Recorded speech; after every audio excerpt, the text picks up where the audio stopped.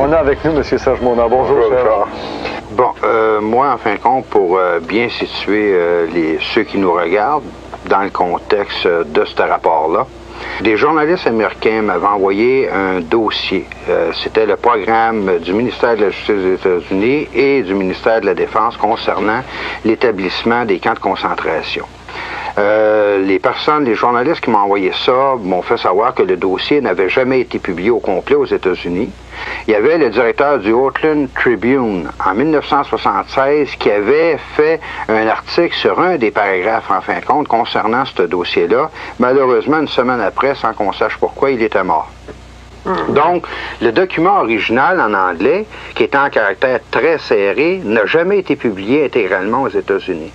Et lorsque les journalistes m'ont envoyé ça, ils m'ont demandé, ils ont dit, écoute, ça, j'en aimerais savoir ce que tu en penses, puis que tu puisses faire des vérifications sur un dossier qui est réel et qui est croissant en même temps. J'ai fait des recherches, j'ai appelé à plusieurs endroits à travers les États-Unis et en Australie. J'ai reçu d'autres documents, soit d'ordre économique ou dans d'autres domaines, au niveau militaire, policier et autres, et qui m'ont confirmé qu'effectivement, non seulement il y avait un programme d'établissement de camps de concentration, mais que celui-ci était beaucoup plus élaboré que le document original le laissait croire au départ.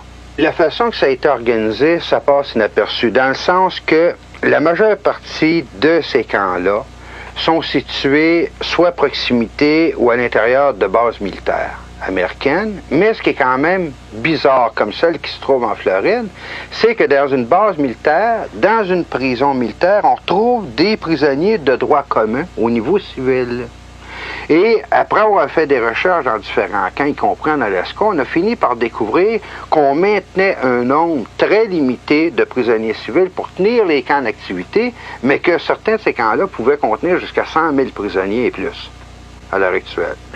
On a des rapports que sur l'entraînement, ce qui va sûrement surprendre des gens, l'entraînement de troupes militaires soviétiques, coréennes, de Mongolie, d'anciennes régions du bloc de l'Est sur la frontière du Mexique, sous le couvercle des Nations Unies, et ces troupes traversent la frontière mexicaine, américaine et canadienne sans jamais être badrées par les gardes frontières. On a juste à poser, bon écoutez, sécurité ou secret d'État, et à ce moment-là, plus personne n'ose parler de quoi que ce soit. D'accord? Le fameux complexe militaro-industriel et américain, qui a continué de grandir et qui s'est drôlement accru en importance, surtout pendant la guerre du Vietnam, est un gouvernement à l'intérieur du gouvernement américain, mais un gouvernement aussi indépendant avec toutes ses structures, excessivement puissant. Il est à remarquer qu'on est en train, en même temps à l'heure actuelle aux États-Unis, de mettre sur pied ce qu'on appelle une force de police nationale tout à fait spéciale, dont, d'après les sources d'information que j'ai, les uniformes sont noirs, les chars d'assaut sont noirs, les hélicoptères sont noirs, tout l'équipement est noir d'un bout à l'autre avec des sigles rouges dont j'attends des copies. C'est un triangle rouge, effectivement, avec supposément 3 sets renversés qui correspondaient à des 6, tout différents, tout dépendant de l'endroit, l'angle sur lequel on le regarde. L'ex-agent de la CIA a confirmé qu'effectivement, toutes les sources d'information dans la revue étaient réelles. Et il a aussi manifesté son énorme surprise à savoir comment ça se faisait qu'un journaliste canadien puisse posséder autant d'informations que ça, surtout sur des sujets qui n'ont jamais été publiés nulle part, qui ne sont pas connus des populations. La façon que les plans sont mis sur pied aux États-Unis, de sources sûres, avec preuve à l'appui, on sait que par le biais des Nations Unies, on veut instaurer un nouvel ordre mondial pour l'an 2000. Milieu 1999 en 2000, avec un énorme spectacle cosmique, ainsi de suite, toute la patente pour être sûr d'impressionner les gens. De toute la planète. De toute la planète en même temps. Ça explique beaucoup, en fin de compte, les voyages de la navette spatiale et tout ce qu'ils sont en train de faire dans l'espace. Mais pour revenir aux camps de concentration, les camps de concentration sont organisés de manière à servir à la première étape de camps de rééducation pour tous ceux qui ne seront pas d'accord avec l'établissement d'un nouvel ordre mondial. Et il faut dire que toutes les techniques utilisées ou expérimentées entre la CIA et la médecine militaire aux États-Unis vont faire l'objet d'un prochain dossier que je vais publier là, après celui-là dans le courant de septembre. et qui va démontrer en profondeur toutes les manières dont ils vont s'y prendre pour faire des lavages de cerveau, briser la personnalité, rééduquer les gens en fonction qu'ils soient capables d'accepter une nouvelle ordre mondiale, même s'ils ne veulent pas l'accepter. Ils sont rendus très loin au niveau de la recherche technologique dans ce domaine-là. Oui, mais il y a un seul problème, c'est que le gouvernement mondial qui va s'instaurer s'instaure dans une orientation précise qui n'est pas à la faveur des populations, qui est ni plus ni moins qu'un régime communiste, mais à l'échelle mondiale. Une dictature. Une dictature beaucoup plus poussée que celle qui existait avec Hitler. Hitler est un enfant d'école à côté de ce qu'on veut instaurer à l'échelle planétaire. Donc, Hitler était un terrain d'essai, en fait. Ouais, donc, un terrain d'expérimentation, de la même manière, comme j'en ai déjà parlé, que l'URSS, ça a été un terrain d'expérimentation à bien des niveaux pour ces personnes-là au niveau international. Écoutez, vous avez fait quelque chose sur les camps de concentration de la Deuxième Guerre. J'ai dit, j'aurais souhaité faire quelque chose de semblable, mais j'ai dit, ça concerne plutôt les années 90. Là, j'avais des bizarres de réactions devant moi. Ouais. D'après ce que j'ai ici, c'est un état de choc général à beaucoup d'endroits. Ouais, mais d'un autre côté, c'est très difficile d'essayer de faire passer un journaliste pour un paranoïa quand que le journaliste en question arrive avec des preuves et des références qui sont vérifiables. Deuxièmement, si un journaliste à l'époque de 1930 avait poussé une enquête aussi loin que ce dossier-là, à cette époque-là, ça aurait changé beaucoup de choses. On a vu des fous qui ont tiré sur des filles à Polytechnique. À partir de là, on a fait des pétitions. Il faut désarmer les gens, il faut désarmer. Alors, si on s'apercevait que c'est vrai tout ça, comment on pourrait empêcher ça? La chose de première importance est la diffusion de l'information à la base. Deux, par la conscientisation, par la diffusion de l'information, ça ne pourra pas faire autrement que de créer un scandale et de faire des pressions sur les hommes politiques en place. À forcer, malgré eux autres, les hommes politiques à parler de ces questions-là, il est sûr que ça va retarder des procédés qui sont en cours à l'heure actuelle. À l'heure actuelle, ils ont la voie libre à tous les niveaux parce que, au départ, les gens ne sont pas conscients de ce qui se passe.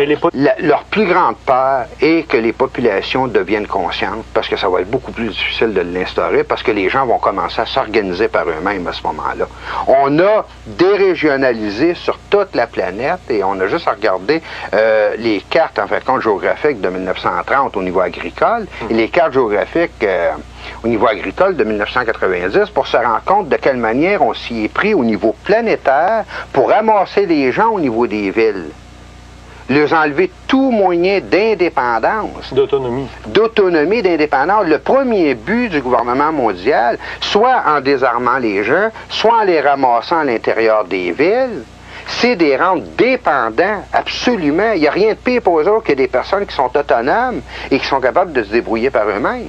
Il y a des fraudes invraisemblables dans le milieu pharmaceutique à l'heure actuelle. J'ai reçu des documents là-dessus et je vais en parler dans d'autres émissions à un moment donné où les compagnies, les multinationales pharmaceutiques s'organisent de manière à ce que les médecins privilégient des médicaments et les prescrivent à des gens, même s'ils n'en ont pas de besoin, afin de faire fonctionner ces compagnies pharmaceutiques-là et, dans un autre temps, pour que ces gens-là soient dans une espèce de léthargie sans être capables de trop réagir. Écoutez, ça va bien, on est calmé, on ne connaît pas la source, par exemple, de nos problèmes, mais au moins on est calmé pour être capable de les supporter. Non, mais personne non plus aime se faire conduire ou se faire diriger contre leur volonté. Et c'est ce qu'on est en train d'instaurer à l'heure actuelle. Je vais dire une chose après des documents que j'ai reçus dernièrement. Juste au niveau de la famille, l'orientation du gouvernement mondial va permettre aux femmes et aux familles de pouvoir garder les enfants qu'ils vont enfanter, en autant que les parents vont leur donner une éducation et une orientation avec les principes d'un nouvel ordre mondial.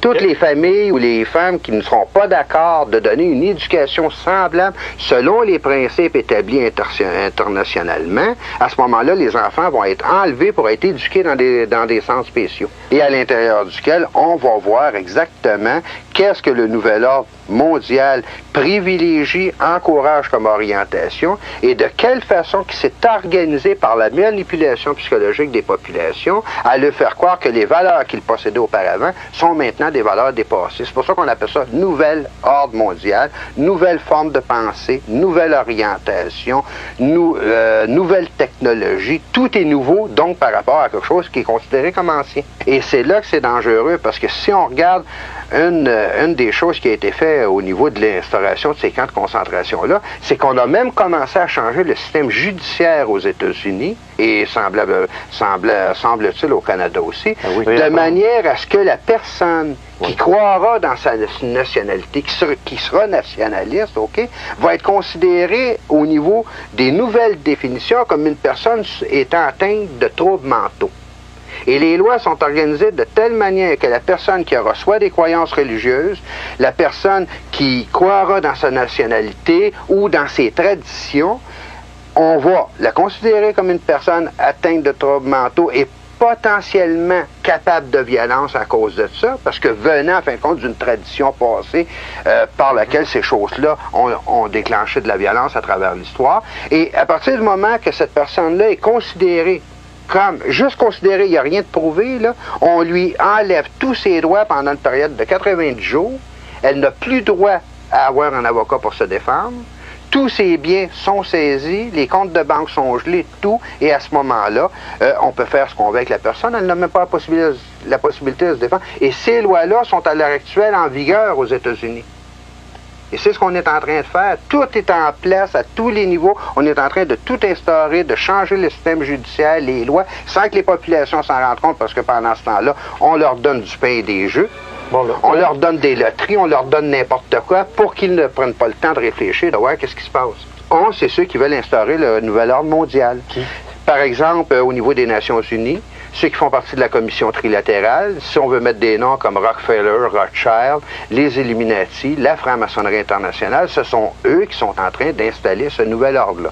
Il y a quand même deux sortes de francs-maçons. Il y a quand même ceux qui font partie de ce qu'on appelle le Grand Orient de France, et qui sont ceux qui ont pensé la Révolution française, les Illuminati, qui l'ont mis sur pied, qui ont mis sur pied le système communiste, qui ont mis sur pied le nazisme en Allemagne, et ceux qui font partie d'un franc-maçonnerie comme étant un club tout simplement social comme il y en existe au Québec. Les gens se rendent compte, ils ont des pique-niques de fin de semaine, des choses, il n'y a rien de dangereux dans ces loges-là au Québec. On ne parle pas de la même chose, là, sur lequel je vais donner une conférence demain là, à Saint-Sauveur, et qui porte sur les nouvelles technologies développées entre la CIA et les forces militaires américaines pour le contrôle direct des individus, indépendamment de leur volonté. Merci, Serge Monard. J'espère que vous serez toujours vivant. J'espère moi aussi.